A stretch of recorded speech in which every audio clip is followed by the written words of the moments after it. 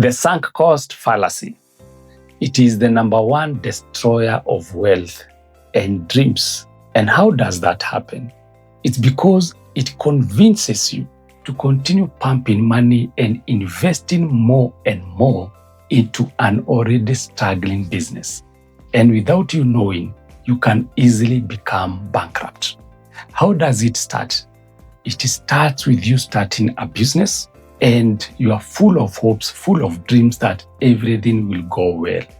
But because maybe the idea was not a good one, the location was not the best of the locations, and your business strategy is lacking something, then the business you have started, instead of thriving, it continues to shrink. So for the first few months, the sales are very low, and you console yourself saying that I just need more time, and more time you give to your business. But still, the sales are not increasing, the profit margins are not increasing, and there's no clear path to profitability of your business. But nonetheless, you say, I just need to market more and more. So you continue pumping more money into this business, adding good money after bad money. And before you know it, you are already too invested into this business. Debts have risen, you have taken loans from right, left, and center. And you say, I am not quitting because I am already too in. At this point, what has just happened is you have become a victim of sunk cost fallacy. And sunk cost fallacy is a tendency for someone to continue investing more and more into an already struggling business because you have already invested too much, and you feel that quitting will be making you to betray your own dreams. You feel that when you quit, it is synonymous with you becoming a failure. But now, what you could be forgetting is that what is gone is gone. It is not coming back. If it is financial resources, the money that you have already spent in this business, it is not coming back. The time that you have already invested in that business, it is not coming back as long as the business model, the business idea, the location are not okay. Even if you invest everything, you mortgage your house. And this is the same story that happens with people who are in toxic relationship. And I'm saying this after coming from the Valentines, because people who have invested so much time in marriages, they have kids, they have done 5 years, 10 years. Even when these marriages turn toxic, they hang on in there because they are saying, I've invested so much for me to start afresh. And that becomes what would eventually end their lives. But now the question is, in terms of businesses, why do intelligent people continue investing in businesses that are struggling? Number one is because they convince themselves that success is around the corner. That if I just give a bit of time to this business, all of a sudden it will thrive. Themselves saying that real entrepreneurs never quit, and therefore I will hang in there. They also console themselves saying that I have invested so much time, so much energy, so much financial resources, and I don't want people to think that I'm a failure. They continue, or they start to think that the failure of their business also means the failure, their personal failure. And that's a very big problem there. Because when you think that your business failing is equivalent to you failing, now that's where you become a real victim of sunk cost fallacy. Now, there's a difference between strategic persistence and emotional attachment. When you are being strategic in your persistence, you ask yourself, is there a possibility that the sales, the revenue of this company are going to increase? Can I see demand for the products, for the services that I'm selling? You ask yourself, is there a likelihood that the profit margins, whether it is gross profit margin, operating net margin, or net profit margin itself, are they increasing? Are they likely to expand? Or better still, you ask yourself a very good question that if I had not started this business, knowing what I know today, will I start it today? If I had not started this business 5 years ago, knowing what I know today, would I start it again? If the answer is no, then you continuing to do and to pump more money into that business is not an act of courage. It is actually fear disguised in the name of persistence.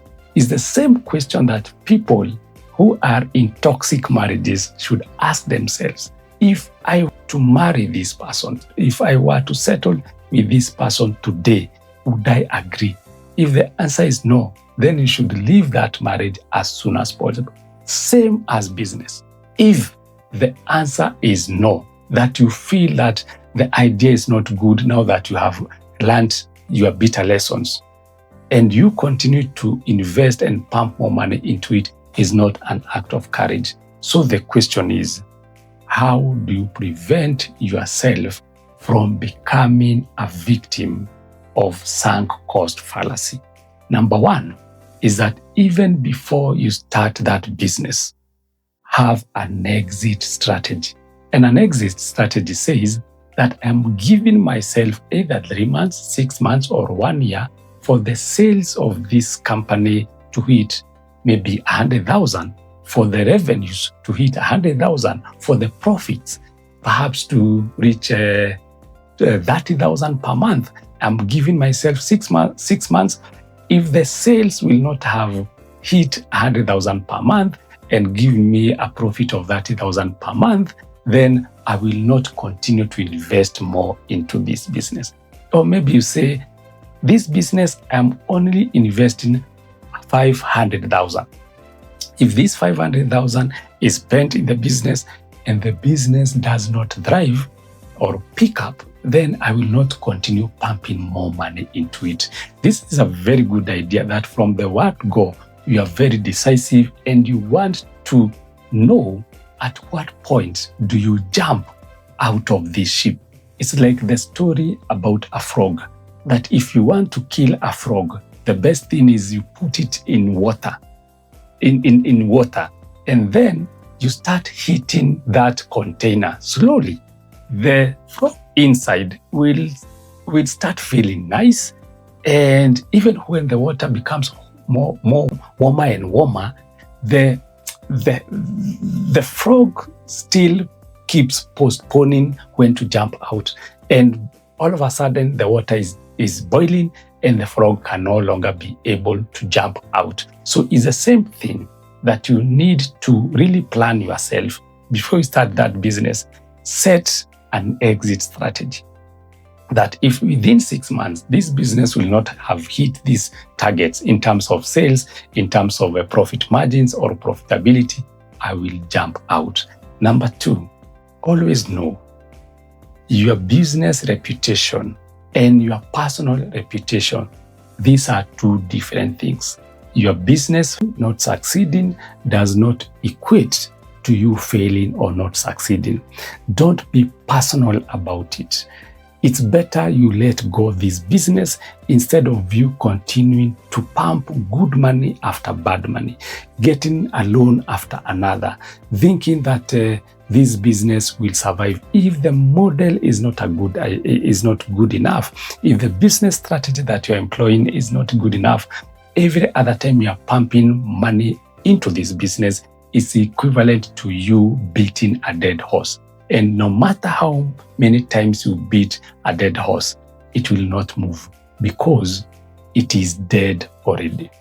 And number three, and the most important factor for you to consider before you become a victim of sunk cost fallacy, is to consult an advisor. You see, the good thing with an advisor, they are not emotionally invested in your business. They can be able to see clearly what you are not able to see when you are inside And when you're inside confined into your business, this person will tell you that, no, if you are to continue, we need to restructure. We need to change maybe the products that you are selling, the services that you are selling, or it could be the location, or it could be the marketing strategy that you have. So the professional business consultant will be a good idea for you to consider. So for you, in summary, to avoid being a victim of sunk cost fallacy, you need to do 3 things. That before you start a business, just make sure that you have an exit strategy. How?